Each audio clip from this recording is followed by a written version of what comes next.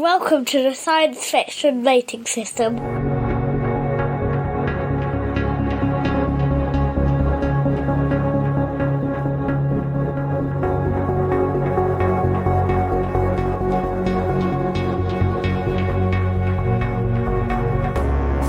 You must be dead because I don't know how to feel. I can't feel anything anymore.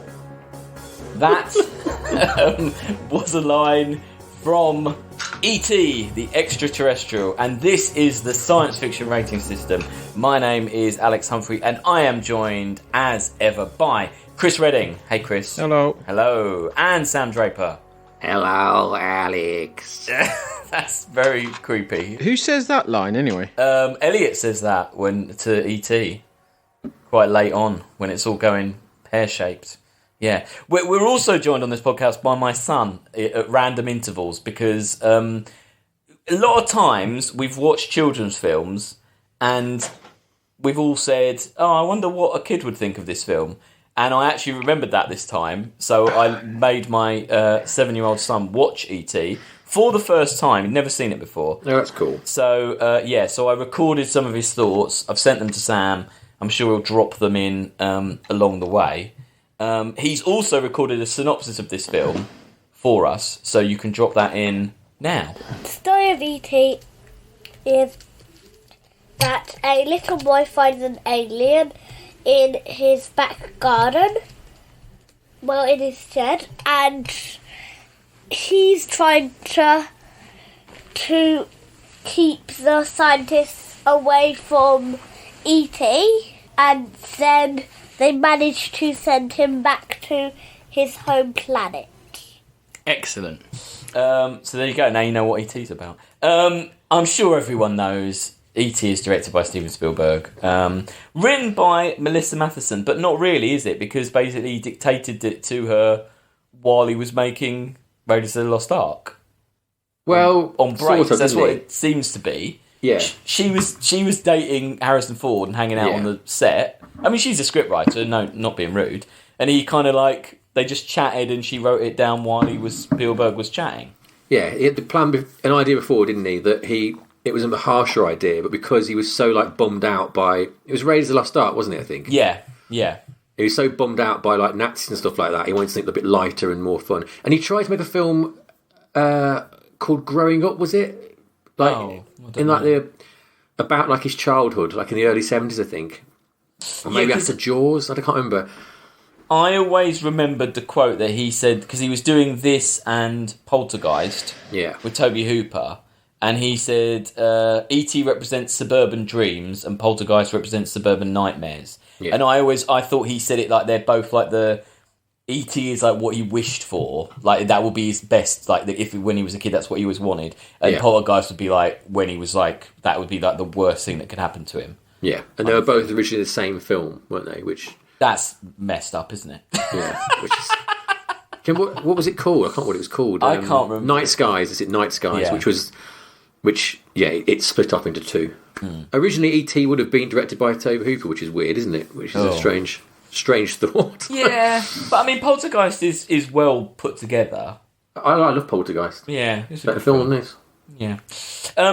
So E.T. is celebrating its anniversary this year, 40 years.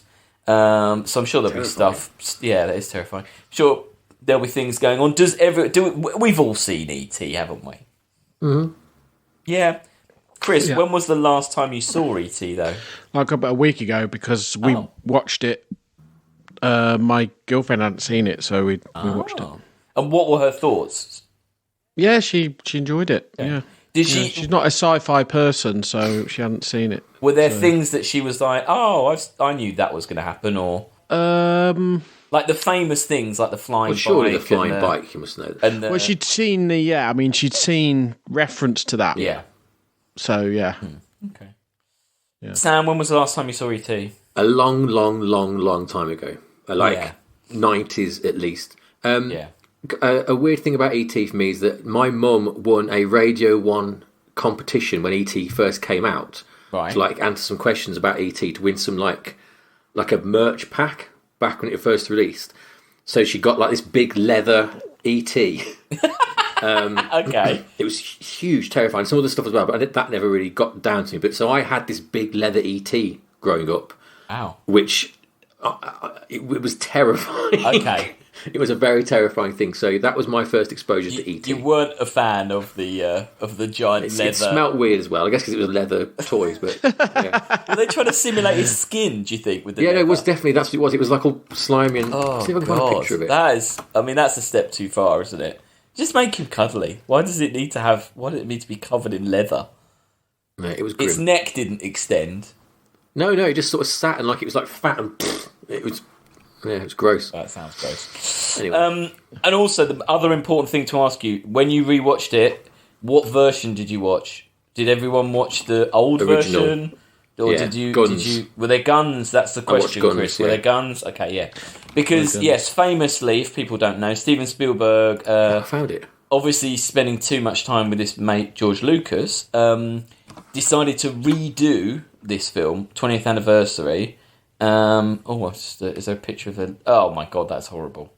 That's the exact one. Yeah. Yeah. That's disgusting. So the 20th anniversary version, it's got a lot of like tarting up, hasn't it, of the CGI. It makes things look better. But the more important changes are he took out the guns, quite a few guns. Mm-hmm. He changed the dialogue in the scene when Michael is gonna in his Halloween costume. His mum says you can't dress like a terrorist, but they changed it to you can't dress like a hippie, which makes zero sense when you see his outfit, that was supposed to be a hippie outfit. It makes no sense. But then weirdly, in 2011, he just completely flip-flopped and said, no, don't watch this version, it's terrible. Go and watch the original. I don't know what I'm doing. I'm really sorry, basically, didn't he? He's like, he had this weird kind of change of heart about it. I guess he had his Lucas moment and then realised... Yeah. I don't want to be a Lucas. Yeah. There are extra scenes as well, weirdly, that they put in. But not, interestingly, there is a scene that exists with Harrison Ford as the headmaster. In the weird bit, where Elliot gets drunk, you never see Harrison Ford, but it's his voice. But that's never been in any version that's been released. Right. I think Spielberg thought it would take away from it if you had someone like that in it, that you would... Like Yoda. Well, we can get onto that. So, E.T. They have E.T. running through the woods at the beginning in CG, don't they, in the special edition one? Yes, I think it looks better. It's all like rather than roller skates. Jar Jar Binks style. Yeah. Yeah. So we're in the woods, and this beginning is a bit like a horror film, isn't it? You see these lovely woods and this spaceship, it's all beautiful, and it's kind of got these little aliens stumbling around, and they're all right, and it seems right, but then you've just got all these men, and there's torches and chasing, and there's no dialogue. I think it's a very good... I hadn't remembered this start at all, but I think it's quite an impressively directed opening. I like the very Spielbergian touch of only ever showing them from the waist down. Yeah. At least for the first half of the film, the authority figures. And this is where we meet one of the main characters, who's literally just called Keys. Yeah, though he does the jangling key thing is too many times. Like, fucking get it, mate. He's got some keys. You need to jangle every time you see him. Yeah, but I still quite like it. I do like this opening. I quite like it. And you see on the ship, there's some weird mushrooms on the ship, aren't there? And from what I've read, the ETs are here for just nature. I completely forgot about that shot where it showed inside. Yeah, me too. Yeah, no, me too. At that point, I thought I was watching a special edition, and I thought, oh, they must have bodged this on afterwards. No, I forgot about that. I think what I read is that the ETs are just botanists. They're just here for the plants. They don't care about humans. They're just... Well, in the making of, he says that they actually could be plants. Oh, okay. What? Like they're in the plant kingdom rather than the animal kingdom. Interesting. Weird, but interesting, yeah. But because we need a plot, the ETs get scared and they leave an ET behind. I mean, it's a bit silly, isn't it? They're all called ET, but there is one of them that is ET. But anyway, so they've got to get back to the Galactic Senate. Yeah, they've got to get back to the Galactic Senate. Jar Jar's got a meeting. He's called a meeting. And so they zoom off, and one ET is left. There's a vote going on about the formation of the... It's a bit like X-Files. They've got to get back for a hearing. Yeah. You're like, oh, if he's out there, he's out there. He's got to go and vote on the Clone Wars. Yep. And we cut to the house of the main characters. And again, it's a very Spielberg family dynamic because there's no dads. He's got a problem with dads, hasn't he, Spielberg? Makes a change, doesn't it? Well, this is actually the theme of the film, right? Dads, yes. But also the theme of his career, isn't it, really? Parent divorce. Yeah, but that's every Spielberg film. I mean, I do... Except Jaws. I do quite like the dad stuff in this. There are quite... I never remembered this, but obviously watching it as a parent is very different. There's quite a few scenes where Dee Wallace is just having a breakdown in the background. Yeah, it's weird. While her kids are just yelling at her. The best bit, I wanted it as the opening quote, was when Elliot's going off, she's like, he doesn't even like Mexico! Like, she just because the husband's obviously off in Mexico with his fancy woman, and she's just having this. But yeah, so Dee Wallace is the mum, and she's got 3 children, and they are the not famous Robert McNaughton, who plays Michael, Henry Thomas, who plays Elliot, and Drew Barrymore as Gertie. But although Robert McNaughton might not be famous, one of his credits is a film called The Electric Grandmother, which is from 1982. It's by the teleplay is by Ray Bradbury, and it's about 3 children and their father who get a very special robotic grandmother to assist them. And on YouTube, you can see the entire film, and the person that uploaded it has written, I had to watch this every year at school. I hope you're high. Enjoy this crazy-ass movie. Sounds good. So, yeah. And it was released the same year as E.T. Add to the list. Add it to the list, The Electric Grandmother. So, yeah, they're in the house. It's very 80s. They're playing Dungeons and Dragons. Elliot's too young.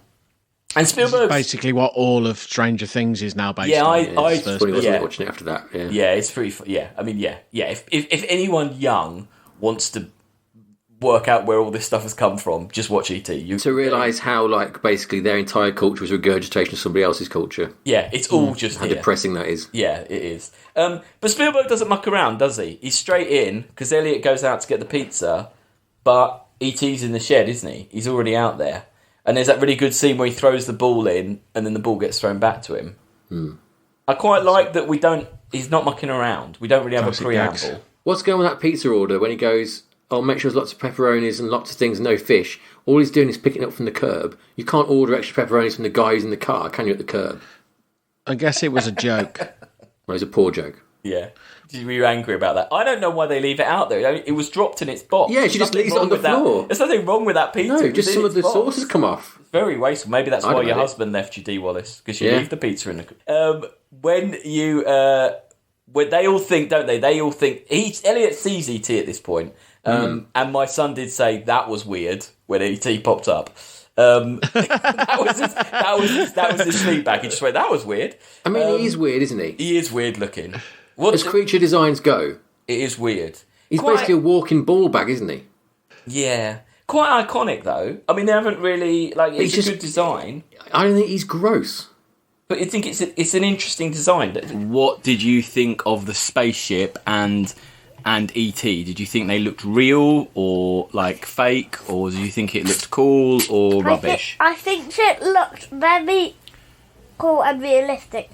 Because we never know what aliens do look like. So that's their interpretation. So I think it's pretty good, and I like how they're all they're all different but the same, like we are. Interesting. Chris, what do you think of the design of E.T.? Well, it's supposed to be non-threatening, seem like a bit of a Einstein-y. Yes. That uses that same as Yoda, the same sorts of... Chris has named one of the 3 things that E.T.'s face is modelled on. Albert Einstein. Do you want to know the other 2? The one guy is the guy they use, and a bit of Yoda in him as well, right? It's poet Carl Sandburg. I don't know who that is. And the third thing is a pug dog. Oh, I can see that. 2 dudes and a dog, basically. And Steven Spielberg's left testicle. Probably. Yeah, probably. It's weird looking, but it's quite... I mean, it's kind of disturbing looking, isn't it? I mean, my son was all right with him, but it isn't a nice It's not a nice alien, is it? It's not. He's no like a Navi, is he? He doesn't look like them. He's not even very humanoid. He's just gross. Just gross. Okay. I don't think he's not like Uncanny Valley gross though. No. I think he's different enough for it not to be like that. Are these just your issues because you had the leather toy, Sam? Is it maybe more about? I just don't like the look of him. No. Okay. Bit of a problem because I wouldn't make friends with him. He's in the rest of the film. I'd be like, dog, kill him. Get that thing. Get that thing. Well, Elliot is on a mission and he goes to the woods and he sees the scientists are out looking for him as well, which I quite like. Again, Spielberg doesn't muck around. The scientists know there's a ship there. They know something's there. They're out looking. There's no delay, is there? It's all happening. Yeah. And then they keep seeing like E.T.'s hand every so often, don't we? Behind things. Yeah. And which is again, it's a bit. It's weird how much kind of horror movie stuff is in this, I think. Some of the coding... It's all hands, isn't he, E.T.? It's all also hands, creepy. Yeah.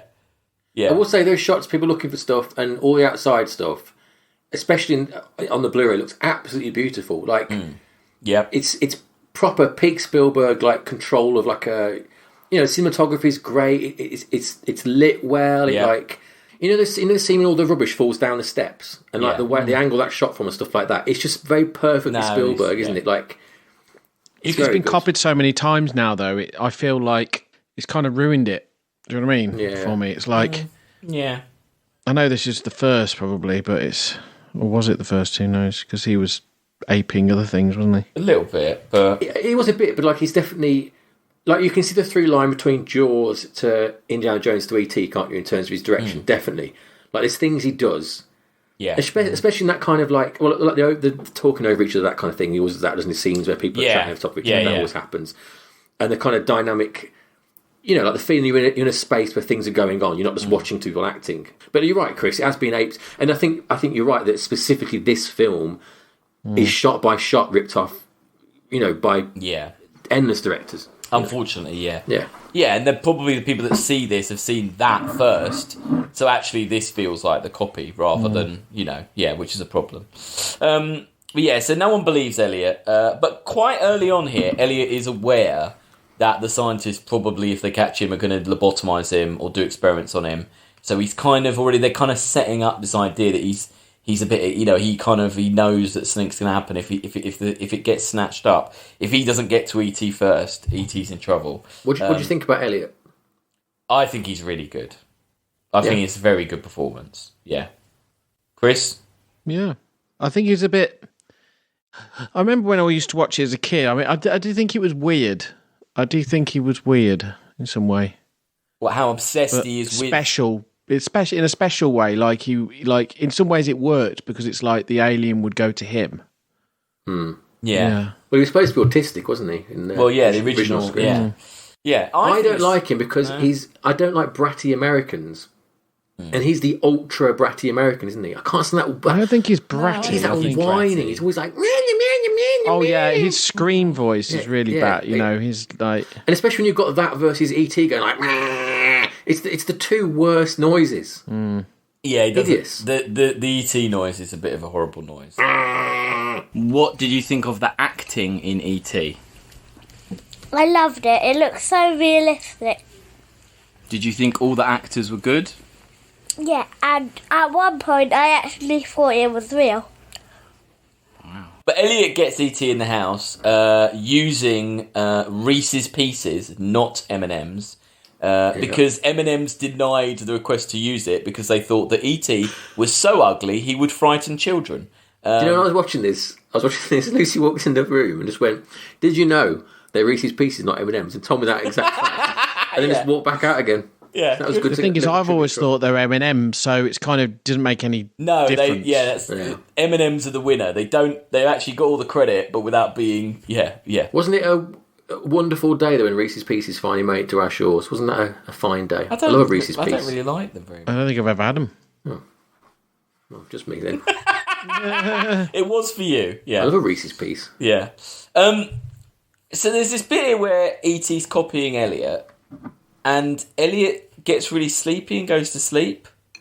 Now, considering what happens later on in the dissection scene, do you think E.T.'s making him go to sleep? Do you think E.T.'s hypnotising him, or is Elliot that tired? Would you just fall asleep if you just met an alien like that and got it in your room? It's a bit unrealistic, isn't it? I don't get it. It's weird, like Logan. isn't it? Should we put Logan's thing in here? No, that's more about... That's later on, but I think that this is but definitely... there's similar vibes here, isn't there? Like, of it not making There's much some sense. kind of mental psychic power stuff going that is not really being explained. Yeah, definitely. Something weird here. It's fair enough he's got the power, right? But it just, the way it comes across before you know the power, especially if you've forgotten that he's got a power, which I had, it just seems really, really odd, doesn't it? Like Chris says, like he's got something wrong with him. Maybe. It's very strange. Yeah. So also, I mean, as Chris has already said, so the ETs are in the Star Wars universe because Steven Spielberg insisted, right? Now, what's a bit weird is... But that was a con. That was a retcon. Yeah. But what's weird is, in this next scene, as Elliot shows him all his stuff, he goes through the Star Wars toys going, oh, this is Walrus Man, this is... And he's like... So do you think E.T.'s like, oh, yeah, I know him. Oh, yeah, I met him. Yeah, that's a bit where, when also Yoda walks up to him in the thing, it's like, oh, he knows him. Yeah. He also... Doesn't he pick up a Greedo and call it Boba Fett? Oh, I didn't I'm sure he's got a notice. Greedo, and he goes, "This is Boba Fett." That ain't Boba Fett, mate. That's Greedo. Yeah, he's just rambling. That's what ruined the film. At this point, at this point, Logan just said he loves that blanket. Oh, Yeah, which is good because he's all like wrapped in that blanket, isn't he? And he was just like, he was really taken by, What was your favourite part of E.T.? When E.T. went like... E.T. phone home and just... No. When he walks into the cupboard, he kept walking towards... Yeah, that. What's your favourite bit? Well, the dog knows something's up, doesn't he? The dog isn't happy with... Anna with did E.T. like Drew Barrymore. She thought she was good. She is good. she's good in the first half. She's annoying towards the end when she starts screaming again. Yeah. When she's like, "Oh, he's gone to the UFO!" Yeah, I kind of like that. Yeah. I just like kids screaming. Shut the fuck up! Who wants to hear that? There is a lot of screaming because Gertie finds It gives E.T. it some realism. She screams. E.T. screams. Is it realism though? What, screaming children? Kids scream. But that she's much? basically... Because I don't think she's acting as such there, is she, in that film? Yeah. No, they're not. I mean, Steven Spielberg said that they filmed the whole film sequentially. No one saw E.T. They never saw the puppet without someone in it or something operating it. And so basically, he says they are reacting to it realistically. Actually, that scene when he's showing the toys, that's clearly improvised, isn't it? Because he keeps saying "see," doesn't he? He goes "see, see this, see, see, see, see, see, see." And it's like no one writes dialogue like that. No, It's and pretty I thought that was quite realistic. I think a kid would just buzz through all their toys like that. It is weird, but I think it's... I think that was improvised, wasn't it? It's got to be. Yeah. Because it's was. dreadful. No, I quite like it. No, I like that think bit as well. It's got a nice texture to it. It's quite nice. It's just annoying, though, isn't it? I don't know. I just find that annoying. You don't... I mean, let's anyone that's never listened to this podcast needs to know quite early on here that Sam doesn't like children in films, so... Especially a bratty American... This is always going to be a problem for you. He's the Grinch. I'm not the Grinch. I just, You don't like kids in movies? Especially this sort of kid, Okay. Just shut the fuck up. Why? It's not entertaining to watch a kid screaming and going like, meh, meh, meh, is it? But they are reacting realistically. I think if you would scream. I mean, I would scream if I saw E.T. But not like that. I'd shit myself. Yeah. And that's a promise. Yeah. Do you know what song Michael sings as he approaches the fridge? He sings for... Oh, it's a weird song, isn't it? Yeah, I Yeah. can't remember what it is, but... It's 2 lines, basically. Yeah. It's 2 lines of Elvis Costello's Accidents Will Happen. Accidents Happen. Yes, yeah. Yeah. And basically, in Q magazine in 2008, they asked if he was paid handsomely for that, and he replied, "No, I don't think they offered any money. We had no way of knowing it was going to be so huge. So there was a chance we'd give it up for nothing if they'd use it for some big production number. Ha. But you really have to be paying attention to notice it. You wouldn't know. I didn't know that was that song. But yeah. I was going to say, I wouldn't trust Elvis Costello. They got paid. I wouldn't trust a word he says. Oh, you think he got paid? So anyway, the kids all know about E.T. and they have to. The brothers have to threaten Gertie quite in a mucked up way about they're going to murder a toy or something like that. I like that bit. Yeah. Funny. Fuck a dollar. Yeah, they have to do that to get him. That's a bit Sam liked. Yeah, I did. So they're all on board, and Elliot's keeping him, and the scientists, we still cut back, scientists are still around, and there's a bit more here where they try and talk to E.T. about where he comes from, and you can see he makes the things float, doesn't he? So you're kind of seeing his powers. Do you know what I've forgotten? How little E.T. actually does say. Yeah, I remember him being a lot more verbose and having more of a conversation with him. He doesn't really say much at all, does he? Really? No. The bit in this actually where Drew Barrymore says I don't like his feet, that was an ad lib because there were groupings of wires coming out the bottom of the puppet, so that's what she's actually talking about. That's a good line, though. That is a good line. Yeah. And it's quite. He's reading the APC book, isn't he? He is learning. He brings the dead plant back to life just because, and it's kind of you're kind of getting that ET is like, he's learning about our culture, trying to integrate a bit. Not much is really happening, is it though? No, I don't think he's learning about the culture. I just think he's just trying to get home. The language. I just think he's like I think he's quite a low ranking.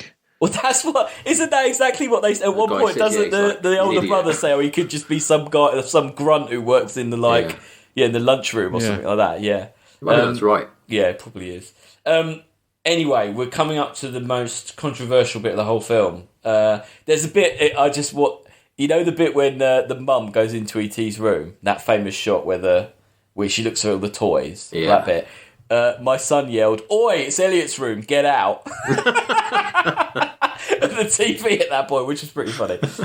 Anyway, so there's that famous shot. Anyway, Elliot goes to school and he's being told by a teacher. He's in the lesson about dissecting frogs. And again, they don't show the teacher's face, do they? This is very much a kind of authority adults. We don't. It's like faceless.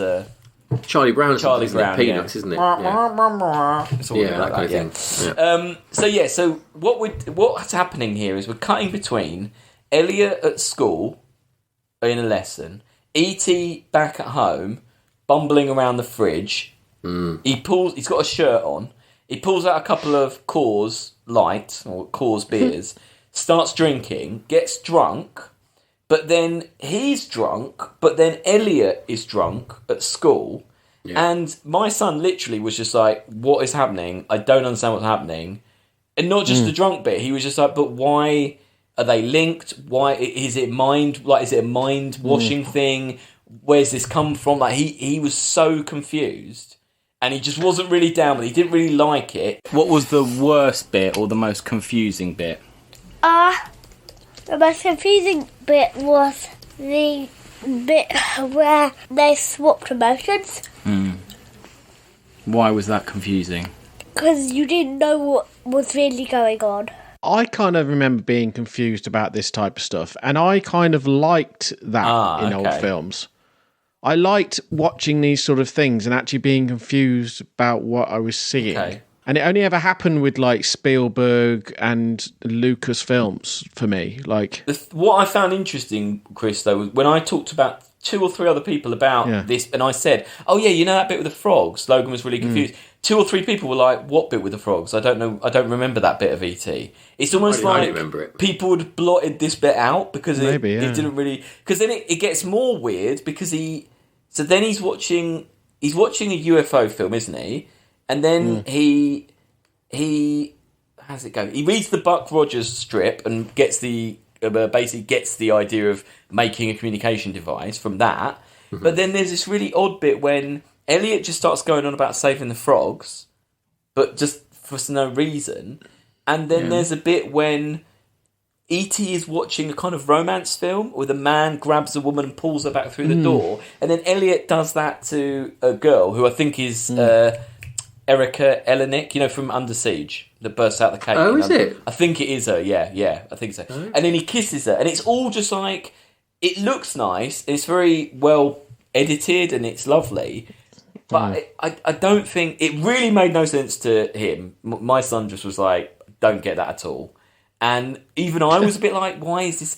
The only reason I could think it was there was that later on, when they both get sick together, you think, oh, they've merged together, and that's why there's more peril because they're both ill at the same time. But when did E.T. do this? Maybe there should be someone more directly comments on what's going on or something like that. Or he's drunk acting should be more drunk. I think it's just very ambiguous what's actually happening, isn't it? And it's also strangely wordless, isn't it? And strangely. Yeah. It's very odd. I don't mind it. You liked I it? don't mind it. It is odd. Anna didn't like it. She thought it was odd.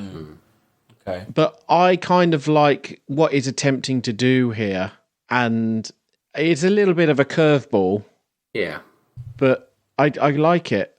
You like the confusion. It's quite dreamlike, but it is very dreamlike. It felt very flat to me though. This was already a slow film. It's not really it's not really landed. No, that's it. Yeah. And I also wondered if it's literally just there because if you think about it, I'm skipping forward, but when the mum sees E.T. for the first time, Elliot is sick as well. And is that they're linked? Because any normal person would say, get the fuck away from that alien, we're leaving the house, and we're just going to abandon it. That is why it's there, but like Chris says, it needs more. Yeah, it needs to be more defined. It needs to be more kind of. It's not super well executed. No, I think. No. And it's also really long. It's very long and wordless, and it just feels like it was already very slow, and it feels like it just stops the film at this point. This weird little interlude, like a music video. Yeah, it's a bit like a music video. Yeah. He's like Huey Lewis on top of it, doesn't it? Something like that. That's the power of love. Yeah, that might work. Anyway, E.T. says he wants to phone home. He's learned how to talk and shit now. I like that device he makes. Yes. That device, I read, actually works. Where is it? Really phones him. Yes, E.T.'s communicator actually worked and was constructed by Henry Feinberg, an expert. When they say work, that was a shock when a bunch of ETs arrived on the film works set. I guess it was a thing that was connected up that moved. Yeah. It just turned. So Elliot and Mike are sourcing materials for E.T. They kind of talk about their dad a bit, and I quite like this scene because it's bit boring, but then it's good because there's a black van outside, surveilling them, isn't it? Because you can see that the whoever they are, the government is kind of locking down. Actually, another through line from this to X-Files. There, X-Files takes that black man government conspiracy kind of vibe from E.T., doesn't it? Yeah. When Elliot cut himself, my son said, "I can tell that's tomato ketchup." So he wasn't upset with that. His dad's a horror fan. He's used to red blood. But this is where we get the famous glowing finger, where E.T. fixes his little finger, fix it weird. And there's a lot. E.T.'s putting a device together, isn't he? And there's a bit where the umbrella he opens the umbrella, right? And my son said, I don't know why he says that. He said, does he believe in Christianity? Yes or no? Because if you put an umbrella up indoors, that's bad luck for Christians. And we had to say, what? We were like, no, that's just a superstition. It's nothing to do with Christianity. And then he was like, okay, fine, but does he believe in God? Does E.T. believe in God? And I was like, well, I don't think he does. He's from another culture. I don't think he might have his own God. It got really into a real weird conversation zone at that point. I enjoyed this more with the Logan commentary on top of it. I want that. Was all prompted just by the umbrella going up. So it's. I think it's a word of the school, Alex. What they're teaching there about Christians being scared of putting umbrellas up indoors. Yeah. So it's Halloween, and they've concocted this ridiculous plan, haven't they? That E.T. will be dressed as a ghost, and the mum will think that that's the little girl. Where's the little girl, though? Is she just hiding in the house? Also, despite E.T. being about 4 foot wide and a hunchback, it looks nothing like the girl. Yeah. And then they're going to go out, and then E.T. will set his device up so he can phone home. And there's this very odd shot, an E.T. POV shot, where he kind of looks up the mum, like he looks up her. No, he doesn't. Is that he looks up? He's just looking at her eye line because she's looking at him. She's waving at him. Okay, all right. as Chris Don't try and make E.T. a pervert. Come on. He's bad enough without that kind of stuff. As Chris says, he sees someone dressed as Yoda, and he goes up to try and talk to him, saying, like, he does say like home or something to him. How do I get out? Yeah, he's like, yeah. Well, yeah. So something that was a good joke has turned into a weird bit of like actual like Star Wars lore, then, hasn't it? Which is. What, you think this is where the inspiration came from for Phantom Menace? Well, these are the same universe. Yeah, now it's the same universe. Yeah, because E.T. was like, "Oh, I saw you last week at the Senate meeting." Yeah, he probably was. That's what he's saying to him. Yeah, he probably was. Can you tell me how to get home? Yeah. So yeah, we have another iconic moment. How did that Clone War turn out? I've been on Earth. Yeah, how's that Clone War going? Did you ever find that Django guy? Yeah. I didn't vote for what's his name? I forgot his name now. Yeah. For special powers. Yeah. What's his name? Palpatine. No, the Palpatine. means people are going to die. I forgot his name. Jar Jar. Oh, Jar Jar. Jar Jar, yeah. Jar Jar. That's what he said. So yeah, there's another iconic moment. But then it's weird, isn't it? Because this is the iconic moon shot where they fly over with the moon. But it's funny because Elliot's dressed as like a hunchback of... Yeah, I'd forgotten that as well. He's got a weird like Halloween costume on, so it looks quite odd when he's in the bike. He looks ill, doesn't he? Do you think those bike effects is just shit? It looks rubbish. They are. They are in the original, Yeah, it doesn't look great. Also, like, everyone goes like, "Oh, this is the most magical moment of film history." Like, bullshit. It's just some stupid kid flying across the moon. Who gives a shit? What's the point of it? I don't know. I used to love riding my bike, and I think if it could have taken off like that, that would have been pretty I think I used to like riding a bike, but I didn't have a bloody granny basket in the front either. On my bike, I had those cool, like, things that went round, like, made a noise. Click. For the Monster Munch packet. Yeah. Cool. That's cool. That. The man is closing in on ET. They're searching the house. The feds. They've got in the house. They're searching the house. I remember that the spacesuit shot vividly. Oh, well, yes. Well, before that though, Elliot does the shittiest thing he can, which is stay out all night and make his already psychologically scarred mum ring the police. So yeah, she's rung the police because he's disappeared. And basically, it's quite a nice shot. He's behind the fridge, isn't he? Yeah, it is harsh though because she's clearly on the edge, isn't she? Yeah, it is a bit harsh. My son said he is so grounded for about 100 weeks. That was his reaction to that scene. And then Michael goes out hunting for. This is before they've turned up, isn't it? Yeah. So he goes out hunting for ET. Finds ET's really sick next to a raccoon. I remember that vividly as well when he was all there, all white. It's all white business, yeah. It looks like a dog poo, doesn't it? A dog poos in the 80s used to be like that. It's quite scary. And there's a raccoon just right next 90s dog poo. Right next to it. It's like an old dog poo. You don't see white dog poo anymore, do you? What's that? I think it's something you used to put in the food. Oh. Was it? Like, there is an explanation for it. Yeah. And then they bring ET home. But Elliot's also sick, so it kind of this is maybe, like we said, this is probably why they did this whole psychic link thing, because this is the point where the mum finds ET and she's too busy thinking my son's sick to think what the fuck is that in this bit of the house. And why was he sick? I don't know. And then had a miraculous recovery. No, I don't know why he was sick. Oh, he recovers because the mothership comes close, doesn't he? So they like. Okay. Isn't that why? I'm sure he wakes up because he's like, "Oh, the mothership's outside." Is there not a plant-based answer to this? Maybe. Perhaps he's sustained by the ship and a long time out. He needs that fungus. He needs that fungus. But yeah, as you say, Chris, brilliant moment as everyone's kind of freaking out, and then just these astronauts just walk in the house, and I think it's really brilliant. And I also think, and I was trying to say this to my son, it also makes sense. Because they would, I'm not saying they would dress like astronauts, but as far as they're concerned, this is an alien environment. So what would they wear in an alien environment? A spacesuit. So I kind of like, I quite like how it's done. I think it's just how it's like, it feels like it's in slow motion, doesn't it? But it's not in slow motion. And everyone's freaking out and they're just like they're everywhere. Good suits. I wouldn't be surprised if they were used in a different movie or something, them suits. They look good.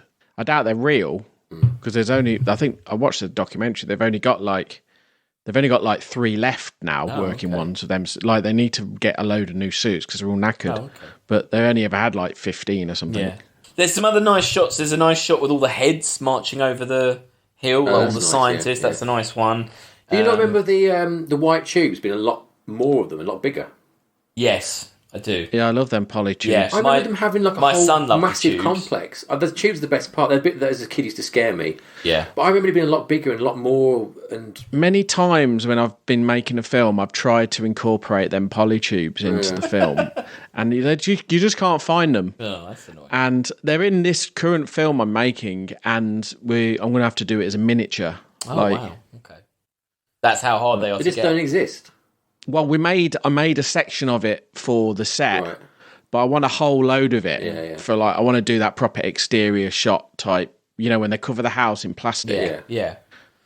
My son had a bit of a different reaction to this than I thought. So all the people have swarmed and they covered the house and all that. My son said they're going to be famous. They're the people that own that house are going to be famous for managing to catch an alien. So his perspective was that they'll actually do really well out of it because they managed. Yeah. He's not wrong, is he? That's like make some money out of this. Yeah, like it's quite business sense. It's quite a good. Like I was like, yeah, actually, they would be famous. They're the first people to meet an alien. Like he probably would have cut him up and then started selling him bits of him. It's a very 21st century child. That is a very late capitalist child. Yeah. Stream it on YouTube, so everything's weird, and the house has been transformed quite like that. Now, there is a throwaway line where Michael says, they're all being interviewed, aren't they, separately? And there's a throwaway line where Michael says to one of the scientists, Elliot feels its feelings, and he just says that. It's almost like Spielberg knew that this wasn't really making much sense. No one was following it. No, that he just has to throw... And how does Michael know that? Yeah, I don't know. Anyway. So there's lots of... I only registered on this viewing that the house was the lab. They'd covered the house. Yeah, that's what I was saying. Yeah. In my mind, there's this big outdoor complex, isn't there, with loads of white tubes going towards it. I didn't realise it was a house. Yeah. There's lots of Elliot shouting. Wouldn't it be better, really, if you were this government, you'd have a lab in the back of a articulated lorry, and you'd take the alien into that rather than going and literally redecorating this house with plastic. And they're drawing a lot of attention, aren't they? Because there's a huge group of kids outside. And also, you basically confirmed an alien's landed. The resources would be off the scale. They'd have a lot more. Yeah, there doesn't seem to be any cordon in place. No, there isn't. The neighbours can just wander around. Their effort to contain the alien is they'd literally, if this shit was real, they'd lock down the whole town. They would definitely. They'd evacuate the town, wouldn't they, and just cover it all up. Yeah. It's revealed that ET's DNA has 6 nucleotides as opposed to the 4. Does that mean anything science-wise? Classic. Chris, is that just? Well, I guess it's more like. Instead of binary, it's 3. What's 3? What's a tertiary? Oh, okay. But that doesn't give us a hint of what he is. He's a plant. He's a plant mate. Yeah. Well, no. I'm sure a scientist says that at one point, saying, "Yeah, he's a plant mate." Plant mate. Yeah. Didn't make him a plant. No, that doesn't make him a plant. He's not a fucking plant. No. I don't believe he's a plant. Yeah. That was in the making of, I think it was just something Steven Spielberg said. He didn't really understand what he's saying. And he says that. Put a camera on him and just talk shit for a bit. So we finally hear from Keys, the man with the jangling keys. And weirdly, he's quite a sympathetic character. You thought he was a villain. Even my wife was like, I remember all the scientists being evil. That's my memory of it. Everyone being trying to kill E.T. They were that's just my memory of it. Fucking cut him up like that. And it really isn't that. This guy... I guess when you're a kid, though, and you've seen them all talking and them doing the defibrillator and all that, it does seem like that. Yeah. But isn't that a failure, right? Because Spielberg's gone out of his way to make this a friendly film. Yeah. But all of us as kids were terrified of the scientists. The two things... So in this big... So Keys does this big speech about, I've wanted this since I was 10, and it's so great that he found you because you've been so wonderful to him, and it's a miracle, and all this, right? So during this scene, and E.T.'s... It's really bad. Lots of medical talk. The two things my son said were, wait, are they going to dissect him? And we were like, maybe, yeah. And he also said, they are murderers if they don't help E.T., because if E.T. dies, then Elliot dies with him.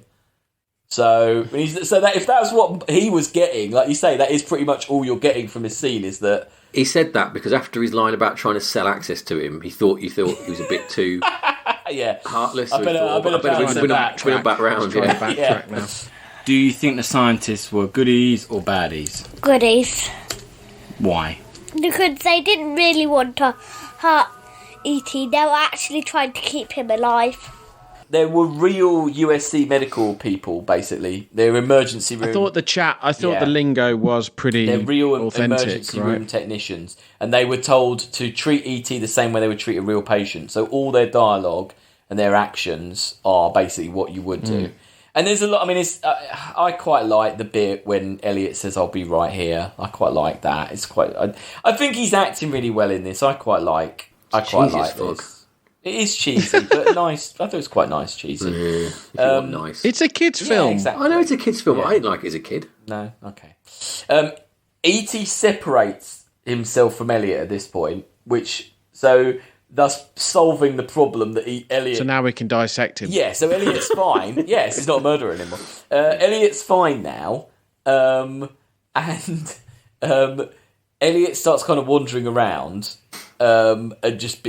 and being like there's lots of noise in it, and they think E.T.'s dead, and it's they call this time of death, don't they? They kind of call this time of death and everything. Yeah. Everyone's crying. It's really sad, and then, like you say, for some reason, oh no, that's it. They say to Elliot, "Oh, you can spend some time with him on your own," but then he just comes back to life, doesn't he? But they open up the thing, and he's like this side of the door. Wouldn't you go round? Yeah. What do you mean? Like, because they'd open the door to where E.T. is.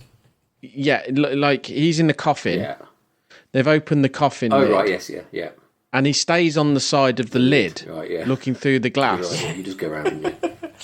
My son also thought Elliot was naked throughout this whole scene, because he's got no top on. But he was like, "Oh, he's wandering around naked." He just thought he was just wandering around this room. Sort of white pajama that he wears in it. It's like thermals, isn't it? Like that stuck with me from when I was a kid. Okay, I remembered that as well. That had like a particular feel about it. It's like I was like, was that what they wear in America? Yeah, like that's like the diner, the table. I remember that table really well. That's weird as well. Yeah, that must be an American thing because we don't have those things over here. Yeah. E.T.'s alive. Ordering pizza. Yeah. E.T.'s alive, and he says E.T. phone home. So Elliot fakes that he's sad, and Michael steals a van with the tube still attached to it, and drives. Well, Chris, you'll be glad to hear that my son said it would be amazing running down that tunnel. He absolutely loved the tunnel bits. He was he would want to do that. He'd want to be in the tunnel. He'd want to drive with it. That was like a highlight of the film, basically, for him. Security's really shit on this alien. Oh god, they're awful. Autopsy. Yeah. There's just the guys in there at the window being like, "You shouldn't be in that car," just banging on the side of the thing. Yeah. There's a lot of people running with guns that look like they've never seen a gun in their life. Yeah. And sort of like pointing at their ears, they run around. And also, isn't it so they leave in the van. Yeah. And Gertie and the mum get in the car. Just bust through the containment. And they take the keys guy straight down the drive. And they take the keys guy with them, don't they? Yeah. But no He's one not got else. His own ride. Yeah, but no other scientists or security people managed to find this giant spaceship that's landed. No. Was that one light who goes off and they give him the slip because they go on the bike? But they'd already said we found earlier on. He goes, "We found the transmitter. What's it for?" So they found the transmitter, left it untouched, just left it to do its thing. Yeah, it didn't stop it. Yeah. It could be ordering in an airstrike or something. Yeah, they don't know that. No, they don't know. It could just be just do a planetary standard level 5 bombardment. We'll take the plants. The rest of them. Bring some clone troopers down. Drop a few photon torpedoes on. So there's lots of big chasey bits. Chase is stupid. My son said they are. I love it. He said they are rogue. They literally just jumped over a police car, smashed the top of it, and by my understanding, that is illegal. That's what he said. Is that what you said? That's what he said. By my understanding, that is it. Because he kept saying, "Oh, they're rogue." And I can imagine him there with like a jotter. Brilliant. Yeah, jotting it down. You've got to get on the podcast. That's a level. That's a misdemeanor. By my understanding. it's when they do that bit where they smack, they ride over the top of the car like that. Yeah, it was great. Yeah, that's a felony. Was there anything that you would have done differently if you made E.T.? Would you have done anything differently? I would have the snipers. There would be 2 in the car, and 2 positioned there. Snipers? The ones where they escaped. Oh, okay. You'd have more people with. So you'd have more people with guns chasing after them. Yeah, because that's the only bit that finds acceptable. That I find acceptable with guns, because they're not going to shoot them. Yeah. They're obviously going to escape. Whereas E.T. would have a very tragic ending. This musical number that goes from here until the end of the film, I think is like incredible. Yes, good music, isn't it? And it's not that the music is edited to the film. The film was edited to the music. Yeah, well... Yeah. Because it's so good. Yeah, it's good. Yeah. Not Sam, not a fan of the music? All right. It's just wonderful. Yeah, it's got light and shade. It's got he's going to get caught. It's got everything. Yeah. So we're kind of gunning to the end here. They're all at the site. The spaceship's landed. There's lots of goodbyes. There's lots and lots of goodbyes. There's maybe a bit too many goodbyes. There's quite a lot of... Fucking Keys man turned up. Yeah, everyone... Anna was like, who's this guy? She hadn't noticed. She didn't realise that was the guy from earlier. Yeah. I think there's a bit too... he's very forgettable, isn't he? Yeah. I think there are too many goodbyes. I just remember it being Elliot, and he does, "I'll be right here," and he does that thing, that bit, and then that was it. I just remembered that, but it goes on for quite a long time, doesn't it? Back and forth. It's very melodramatic, this bit. Not my taste. Yeah. Did you know that this wasn't the original ending? There was actually a scene after this. Michael... Yeah, he shoots down a laser beam, and then this fire goes... The last scene in the movie wasn't supposed to be the scene that ends the movie. The last scene was going to be all of us playing Dungeons and Dragons. This is Michael talking. Except this time, Elliot's the dungeon master because he was the one that found E.T. He sort of got in with the group, and so that was supposed to be the final scene. It was in the script and everything, and then they would pan up to the roof, and you'd see that the communicator was still working. In other words, Elliot is still in touch with E.T. But after they did the score and the music, and they saw that what they had with the spaceship taking off and everything. Yeah. How can you follow that? It was a wise choice. Yeah. But I quite like the idea that he was still in touch with E.T., although the government really wouldn't let that happen. No. But they'd rip that shit right down from his and roof. Just put it on there. Stick it on the Pentagon roof. Yeah. Well, I mean, don't you think Elliot, though, would be in a lab the rest of his life, wouldn't he? Yeah. Regardless of what happened here. He'd be anally probed. Yeah. Much like not by E.T. It's much more... Especially the last scene, they cut to like a lab and he's just in like 6 pieces, like all over the place. Like his little pyjamas hanging. Yeah. Like Flight of the Navigator, isn't it? That's more realistic, weirdly. Do you remember Flight of the Navigator? They took the boy... They don't dissect the kid in that. But they took him into NASA to study him because he had the link with the spaceship. Oh, yeah. Not at the end, though. That was the middle bit. No, that wasn't the end, no. So that's the end of E.T. Now, E.T.'s rated as a U. Yeah. But they say douchebag shit and penis breath in it. Now, I don't think universally, meaning for everyone, I'm sorry, but I think penis is okay maybe because it's anatomical. You can buy your way around those things, can't you? You can buy some rating you want, really. No one knows what a douchebag is here. So true, maybe. I also do think, my son did like it, but he was getting a bit bored. Like, I do think it's too long for a kid. He's only human, Alex. Yeah. So as much as he enjoyed it, and he said he really liked it, I do think after he'd noted down all the felonies. Yeah. I liked him, but I've got a couple of complaints. Yeah, he got him back. That ending got him back, but in the middle, there was definitely... Just thinking about the paperwork you have to fill back out in precinct. Now, weirdly, Well, do you know about the allegations of plagiarism? I do, yeah. That guy's a nut. This guy, Satyajit Ray, stated that E.T. would not have been possible without my script of the alien being available throughout the United States in mimeographed copies. Do you know the other one? What does that mean? Mimeograph. It's because it was a spec script that sold to Hollywood in the late 60s. Yeah. And was passed around. But Spielberg's defence was basically I was in school. I couldn't have seen it. It's fair enough, really. Yeah. Did you hear about the other one? The woman who sued him? No. Who, she put a local play on called something like Alien Dude or whatever. And she sued him for $750 million, saying he plagiarised her. And the court just threw it out saying, there's absolutely no way Spielberg could have seen your play, basically. That's great. I guess that must happen all the time, mustn't it? Oh, yeah, totally. All the time. Yeah. There's obviously everyone knows about the Atari game being awful. And I would... was it Landfield or something? Yeah, there's a documentary about it. It's in the games... Well, there's, the films, the Toys That Made Us... Do you know that Netflix series? There's a games one, and there's an entire episode about the E.T. game, which is... They made an hour and a half film about it. Oh, okay. Which is good, except for it's got that fucking Ready Player One bloke in it, right? And he literally drives a DeLorean around in it. Oh. He's a fucking parody of himself. I hate that fucking show. What show? The movies that made us. Oh, no, the Toys That Made... Have you ever watched the Toys one? Yeah, that was it. Yeah, that's what I mean. Oh, the computer games one I thought was quite good, but... there was a novelisation sequel called E.T. The Book of the Green Planet, published in 1985. From a Green Planet? Book of the Green Planet, it was called. E.T. returns home to the planet Brodo Azogi, but is subsequently demoted and sent into exile. He attempts to return to Earth by effectively breaking all of Brodo Azogi's laws. A weird plot.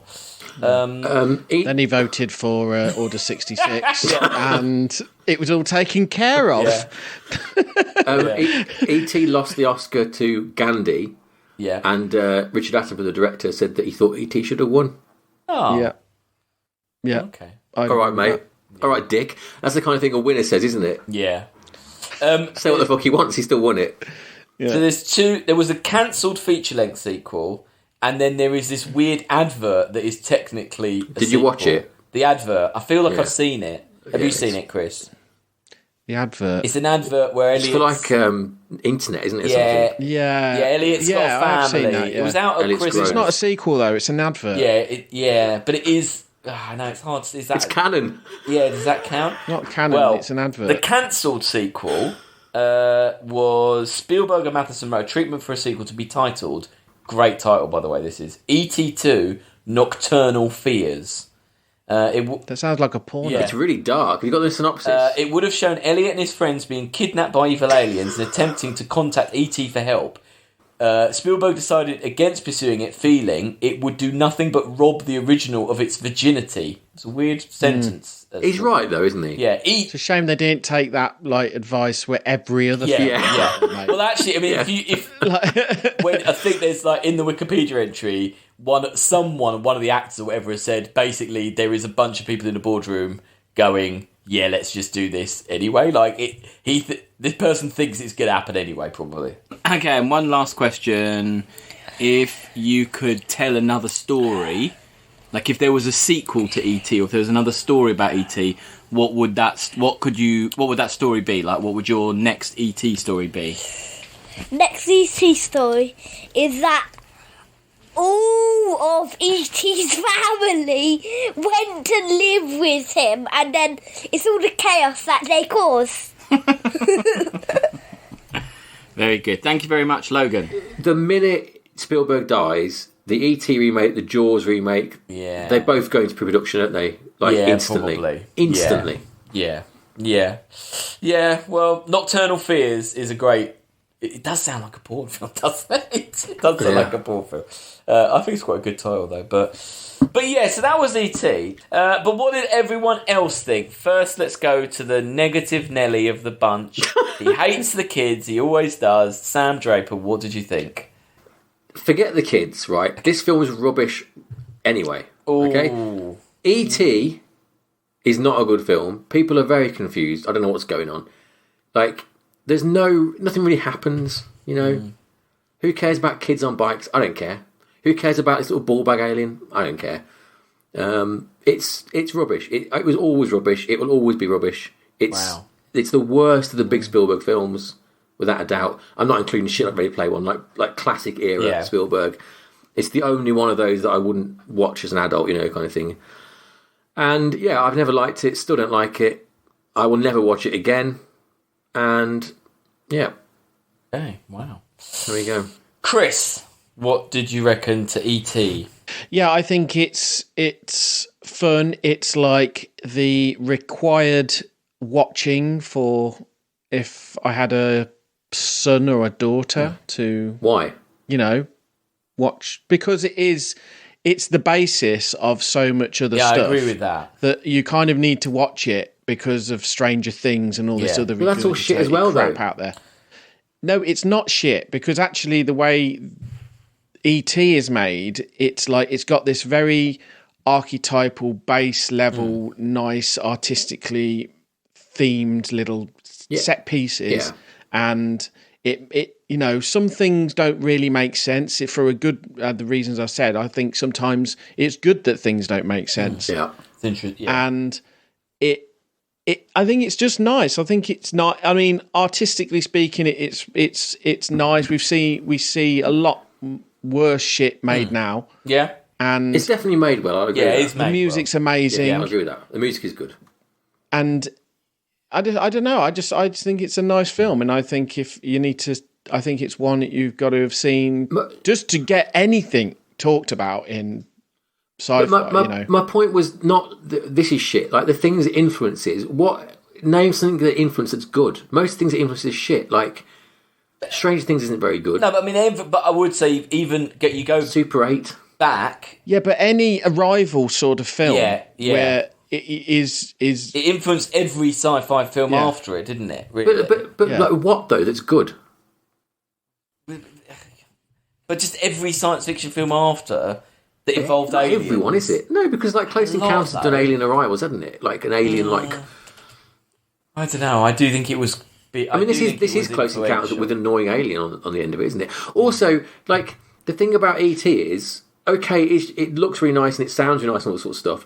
But everyone involved is so annoying. There's so much shouting. There's so much like the sounds. Everyone's just you just want to punch them all in the face. Everyone is so annoying. It's so American.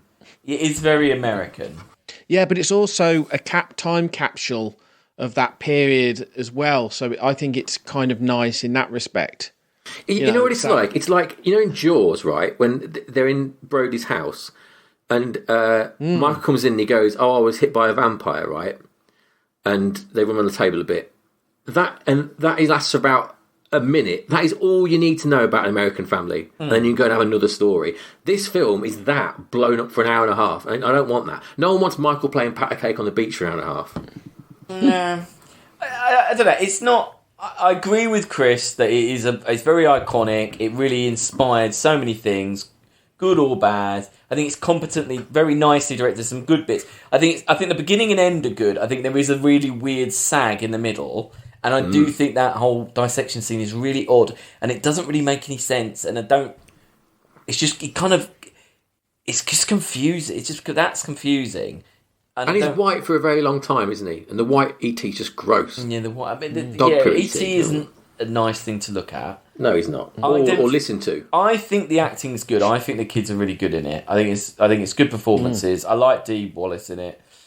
I like Keyes. I like that character. I like that scientists aren't evil in a weird way. I think it's quite nice that they're not evil. Yeah, for once. Yeah, I think it's quite good that they're not evil. Yeah. Although, as I said, it all went over all our heads as children, so it's pointless doing it. Really. Yeah.